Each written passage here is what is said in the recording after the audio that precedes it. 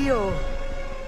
Hello friends, welcome to another exciting video. तो दोस्तों, Agatha all along का latest episode काफी धमाकेदार था। एपिसोड 7 जिसका टाइटल है deaths and in mind, Lilia Calderu के कैरेक्टर पे फोकस्ड है और इस बार वो अपने सबसे बड़े टेस्ट से गुजरती है, एक डाइविनेशन ट्रायल जिसमें उसका पूरा कोवन खतरे में होता है। ये एक तरह से पेनल्टीमेट चैप्टर है, मतलब आखिरी एपिसोड से पहले का बड़ा शोडाउन। और इसमें न सिर्फ कहानी आगे बढ़ती है बल्कि पिछले इवेंट्स को भी नया कॉन्टेक्स्ट मिलता है। लिलिया का सफर अपने पास्ट पावर्स और प्रोफेसी के साथ एक इमोशनल राइड है जो आखिर में अपने फेलो विचेस को बचाने के लिए अपनी कुर्बानी तक पहुंचती है। लेकिन पहले चलिए शुरुआत से ही शुरू करते हैं। एपिसोड की शुरुआत में हम देखते हैं अगाथा और बिली को जो बाइकरिंग करते हुए एक टावर में घुस जाते हैं जहां टैरोट कार्ड रीडिंग की सेटअप तैयार है। दोनों एक दूसरे का फ्यूचर प्रेडिक्ट करने की कोशिश करते हैं पर कुछ खास नहीं होता। हर कार्ड के पिक करने के बाद तलवारें उन पे बरसने लगती है। I wish Lilia was here, Billy बोलता है, जो drag version of sleeping beauty की मेलिफिसेंट की तरह डॉल्ड अप है। हिलेरियस कट टू हम लिलिया को देखते हैं जो टनल्स के नीचे विचेस रोड के पास मड में गिरी है और जेनिफर के साथ बेनिश्ड है। यहाँ से कहानी अपनी क्रिएटिविटी में और डीप हो जाती है। लिलिया काफी ल्यूसिड नहीं लगती पर फिर भी जेन को एक्सप्लेन करती है कि जब वो छोटी थी उसको अपनी लाइफ काफी बार आउट ऑफ सीक्वेंस दिखाई देती थी। बाद में ये इतना कंफ्यूजिंग हो गया कि उसने अपनी एबिलिटीज को शट ऑफ कर दिया। अब ये फिर से हो रहा है और इस बार तो और भी बुरा है। लिलिया टीयरी आइड होकर कहती है, शायद क्योंकि मैं एंड के करीब हूँ। जेन तुरंत रिस्पॉन्ड करती है, ऑफ द रोड। लेकिन लिलिया का एक्सप्रेशन क्लियर है, यहाँ बात कुछ और है।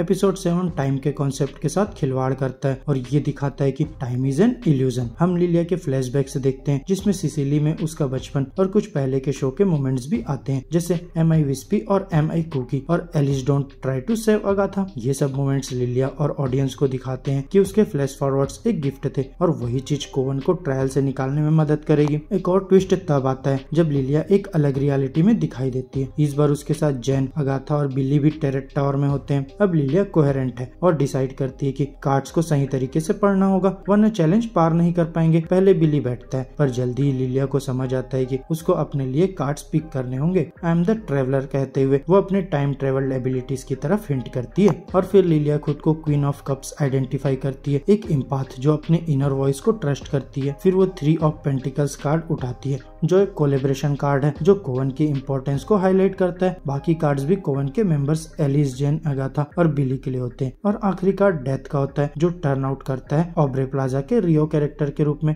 और फिर लिलिया का अल्टीमेट डेस्टिनेशन होता है। इसके बाद अपनी किस्मत को एक्सेप्ट करते हुए लिलिया अपना रीडिंग कंप्लीट करती है और बाकी विचेस को एक नए खुले पोर्टल के थ्रू भेज देती है। जाने से पहले वो कह देती है, I loved being a watch, और वहीं रुकने का डिसीजन लेती है। रेपिडली अप्रोचिंग सेलम 7 को रोकने के लिए एक ट्रायम्फेंट ग्रीन के साथ लिलिया एक कार्ड फ्लिप करती है और पूरा रूम उल्टा हो जाता है। सेलम 7 के मेंबर्स नीचे की तलवारों पर गिर के मर जाते हैं और लिलिया टैरोट टेबल को पकड़ के लटकती है। थोड़ी देर तक वो अपने आखिरी मोमेंट्स में सांस लेके शांत होती है और फिर टेबल को छोड़ देती है और स्लो मोशन में नीचे गिरती है जहां उसके बचपन का एक सीन फ्लैश होता है जिसमें उसका मेंटर बोलता है, लेट अस बिगिन। तो दोस्तों, एक चीज जो ओवरलुक नहीं करनी चाहिए वो है पैटी लुपोनी का ब्रिलियंट परफॉर्मेंस। 75 साल की उम्र में वो अपने कैरेक्टर को एकदम सोलफुल और ग्रेसफुल वे में प्रेजेंट करती है। एक सीन में वो जेन को कहती है, you look at me and you see some doddering old broad. लेकिन बाद में जब वो अपनी पावर्स रिक्लेम करती है तो देखने वाले भी इमोशनल हो जाते हैं। कॉमिक बुक मूवीज में हम अक्सर यंग हीरोज को विलेन को मारते देखते हैं, लेकिन यहाँ लिलिया अपने माइंड और स्किल को यूज करती है और ये पुराना प्रोसेस काफी पावरफुल है। एज कोई वीकनेस नहीं है, स्पेशली जब हम वाइज और एंशिएंट विचेस की बात करते हैं।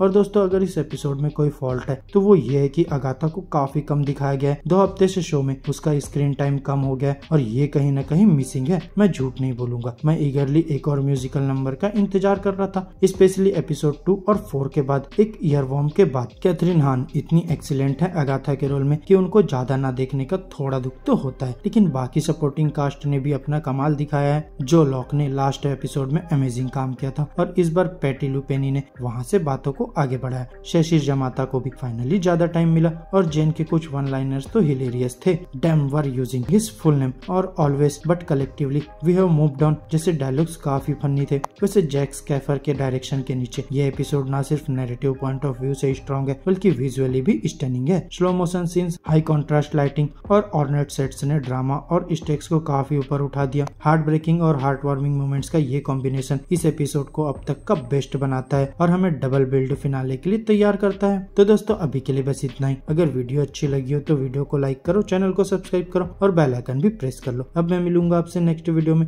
तब तक के लिए बाय बाय दोस्तों।